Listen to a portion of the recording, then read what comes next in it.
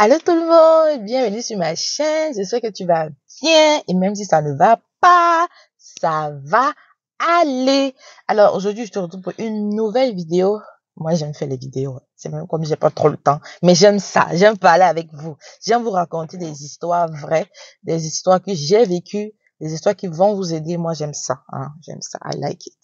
Ok, so aujourd'hui on va parler d'un sujet qui est encore important parce que vous savez, moi je fais pas dans la dentelle. Mais avant ça, je voudrais qu'on fasse un petit retour en arrière sur la vidéo que j'ai faite la dernière fois. J'ai eu beaucoup de gens en commentaire qui m'ont dit, bah, Carole, qu'est-ce qu'il faut donc venir avec dans la valise? Il faut qu'on regarde juste les choses. Ma vidéo n'était pas pour vous dire, viens avec ci, viens avec ça, ne prends pas ci, ne prends pas ça. Non, c'était pas le but de ma vidéo. Ma vidéo était que tu vérifies ce qui entre dans ta valise. C'était ça le but, ok? Parce que chacun a ses préférences. Pour dire, tu peux venir avec ton légume, tu peux venir avec tes ceci, tu peux venir avec toute la nourriture que tu veux. Mais mon problème, c'était que vérifie qui te donne quoi. On vérifie ensemble. Parce qu'encore pas plus tard qu'avant-hier, j'ai un abonné qui m'a envoyé une vidéo pour me dire, voilà, voilà donc ce que tu parlais. Et la vidéo expliquait clairement, c'était un homme, il voyageait avec les valises, c'était de l'huile rouge de chez nous, là. On avait mis des petits sachets de drogue à l'intérieur. Ok. Comme il allait savoir, on vient seulement te donner l'huile dans le bidon de 5 litres ou ça pas de 3 litres. Tu prends, tu mets dans le sac. Après, c'est les problèmes que tu mets sur ta tête. Donc, vérifiez. Il n'y a pas que c'est la famille. Ok. C'est déjà devenu trop risqué. Tu as tellement peu du temps, c'est tellement l'énergie, c'est tellement le temps et c'est une grâce que tu voyages. Tu vas pas foudre sans l'air parce que tu dis que non, je veux pas mettre les gens mal à l'aise et dire qu'il faut foutre. Non, non, on n'est pas dans ça. Vérifie qui te donne quoi. On vérifie ensemble.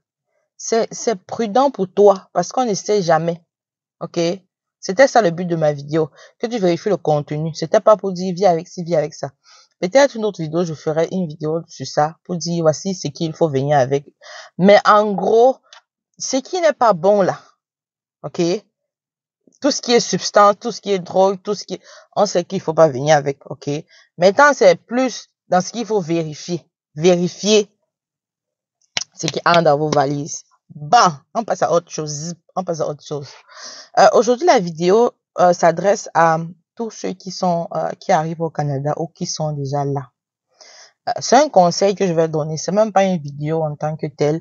C'est un conseil par rapport à mon vécu et par rapport au vécu de mes sœurs et mes frères qui sont ici, qui sont arrivés quelques-uns avant moi, quelques après moi, et aussi de mes proches que j'ai constaté. Euh, pour tous ceux qui veulent venir au Canada là, moi je vous conseillerais, ok, écoutez-moi bien. Je vous conseillerais de venir dans des régions. Ça, c'est le but de ma vidéo. De venir dans des régions. Quand je parle de régions, ça veut dire un peu dans les périphériques des grosses villes. Donc, on va pas dire les villages, hein, parce que tout est grand ici, est très bien fait. Mais vous comprenez ce que je veux dire. Donc, ne venez pas, boum, vous venez à Toronto, vous venez à, à Montréal, vous venez à Calgary, vous venez à, non, vous voyez ce que je veux dire. Venez dans des régions. Je vous explique pourquoi. Vous savez, quand tu viens d'arriver là, tu as besoin de t'intégrer. Ok, tu as besoin de t'intégrer, tu as besoin de connaître comment ça fonctionne, tu as besoin de connaître les gens, tu as besoin de... Et je vous assure, il n'y a pas meilleur endroit pour s'intégrer plus facilement dans les régions que dans des grosses villes. Ok. Moi, mon expérience, quand je suis arrivée au Nouveau-Brunswick, euh, dans la ville où j'étais, je vous assure, au départ, on n'était pas d'avoir beaucoup de noirs. Donc, ça fait qu'on se remarquait très vite. Quand tu passes, tu vois un noir très loin. Tu te poses la question, c'est qui encore? On n'était pas nombreux. Ça fait que, comme moi, j'avais appris que pour s'intégrer, il faut que tu sors de la maison. Je vous ai fait une vidéo là-dessus. Tu sors de la maison, tu rencontres des gens. J'ai fait ça. J'ai fait ça. Et je vous assure, pour ne pas que la vidéo soit longue, je vais pas raconter parce que c'est long. Ça m'a aidé pour ma résidence permanente. Vous savez, quand je faisais mes sorties, là, je partais pour faire du bénévole, je partais à tel à ceci, tel à cela. Vous savez, dans les régions, là, on se connaît d'abord. Je veux dire, tu peux rencontrer la même personne même 2, 3 fois par semaine. Parce que la région n'est pas grande. Tout est concentré sur une place. Ça fait qu'on se côtoie plus facilement. OK? Aussi, les commodités. L'hôpital, les épiceries, l'école, la maison. Ce n'est pas loin les uns des autres. Tu vois? Donc, tu arrives, tu n'as pas besoin de commencer à dépenser parce qu'il faut que tu prennes le bus, parce qu'il faut que tu achètes une voiture, parce que tu gagnes aussi en temps. Et le fait que tu marches pour aller à l'hôpital, pour aller à l'école, pour aller à la maison, au travail, tout ça est souvent concentré sur une même place. Ça te permet de te familiariser plus avec les places et aussi les personnes. Et c'est comme ça que tu crées un petit réseau. Petit réseau. OK? Donc, et comme je dis, c'est ça qui m'a aidé pour ma résidence. Je vais faire ça bref parce que quand je suis arrivée ici, là, j'étais dans une région. Je vous assure, on se connaissait tous. Et le fait qu'on était noirs, ça fait qu'on se remarque facilement. Vous savez, la peau noire et la peau blanche, ça bling bling. Donc, on se remarquait plus facilement. Et c'est comme ça que plus on est dans les petites régions, plus tu côtoies les gens, plus ça va plus vite. Et quand j'ai connu, tout dans mes marches, j'ai connu le député, le maire, les grosses têtes là, les grosses têtes de la région, vous voyez un peu, les autochtones là. C'est comme ça que tu crées ton petit réseau.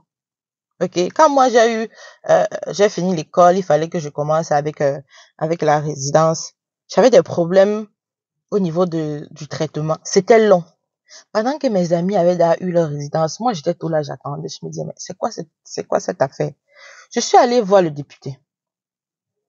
J'ai dit, monsieur le député, voici. Je sais pas ce qui se passe. Il m'a dit, OK, je vais voir ce que je fais pour vous. Je vous assure, les amis, en l'espace de 2 mois, j'ai une réponse de l'immigration. Je ne vais pas vous confirmer à 100% que non, c'est lui qui a fait, mais il n'y a pas de coïncidence comme ça. Et il n'a pas juste fait pour moi. Juste une autre petite histoire. J'avais une amie qui est arrivée ici, là, on a étudié ensemble. Elle avait sa fille au pays. Elle a fait venir son enfant. Son enfant est venu. Changement de climat, elle tombe malade. Avant que même sa mère ne commence à faire tout ce qui est cas de santé et tout. Donc, la petite tombe malade, il faut l'amener à l'hôpital. On l'amène à l'hôpital, ça coûte cher parce qu'elle n'a pas encore de carte santé. Donc, ça coûte cher. Elle sort de là avec plus de 10 000 dollars de facture. Elle va faire comment? Comment elle va gérer ça? Elle, elle est même monoparentale et elle va faire comment pour payer tout ça? Elle se rapproche du député. Elle explique la situation. Monsieur le député, je suis arrivée, j'ai étudié ceci, cela, et voilà que ma fille est arrivée, elle tombe malade. J'ai les factures, je sais pas comment je fais. Un temps de moment, le député a dit, OK, on va gérer cette affaire. Il a compris. Il a compati. Vu la proximité qu'on a avec lui, il a géré cette affaire. Juste pour vous dire, les amis, en gros, juste pour vous dire, quand on arrive dans le Canada, ce qui va nous préoccuper, c'est qu'on soit en règle pour longtemps. Donc, je vais parler de la résidence permanente. Va dans les petites régions. Tu fais ta petite vie là-bas. Tu économises le plus que tu peux, parce que c'est économique aussi. Tu rencontres des gens qui peuvent t'aider. Tu crées tes petites relations. Quand tu as ta résidence, si tu veux, va à Montréal, va à Toronto. En fait, fais le tour du Canada si tu veux. Mais pour un départ, les petites régions là, ça sauve souvent. C'est plus facile. Les commodités, les gens que tu rencontres, les gens de l'administration que tu rencontres, ça peut t'aider. Tu ne sais pas qui peut t'aider pour Y raison. Dans les grosses villes là, je ne dis pas que on ne t'aide pas aussi, mais dans les petites régions, on a cette proximité avec les gens. C'est plus facile le contact. C'est plus facile de parler, d'aller voir quelqu'un sans toutefois un protocole. Non, on n'a pas besoin de ça ici. Arrive dans les petites régions. Fais ton admission. Va dans les petites régions. Viens travailler. Va dans les petites régions. À moins que tu es là résident permanent, ça c'est une autre chose. Mais comme on est encore en train de se chercher pour avoir la résidence, va dans les petites régions. Le loyer est souvent moins cher. Le manger est souvent moins cher. les trous sont à côté parce que vous assure ici, en termes de distance, tu peux faire pratiquement 2 heures de route quittant d'un point A à un point B dans la même ville. Donc, il faut que soit tu sortes tôt, soit tu gagnes soit tu payes en argent, soit tu payes en temps. C'est fatigant. Viens dans tes petites régions. Laisse faire que non, je veux aller faire les boutiques, je veux vraiment être à Montréal, je veux être à Toronto. Oui, tu peux faire ça. Tu pourras faire ça. Mais pour un début, va dans les petites régions. Elles ont beaucoup d'avantages. Je peux pas tout vous raconter parce que la vidéo va être trop longue. Mais en commentaire, je vous expliquerai encore plus si vous avez des questions à me poser par rapport à ça. Donc, c'était tout pour cette vidéo. J'espère qu'elle vous a plu. J'espère vraiment qu'elle vous a plu. Moi, j'ai eu mon expérience dans les petites régions et ça m'a souri. Et ça a souri plusieurs personnes que j'ai rencontrées ici. Donc, moi, je te conseille aussi de faire de même. On veut aller à Montréal, on veut aller dans les grosses villes du Canada. Je comprends ça. Mais pour un début, ok? Pour un début. Encore, je ne dis pas aussi que dans les grosses villes, c'est compliqué. Ce n'est pas ce que je dis. Moi, je parle des avantages des petites régions. Je m'arrête là. Donc, ne venez pas en commentaire, mais tapez sur les dents. Je vous connais. C'était tout pour cette vidéo. J'espère que vous a plu. En tout cas, moi, j'ai aimé vous la partager. On se retrouve pour une nouvelle vidéo dans les prochains jours. Sur ce, take care, guys.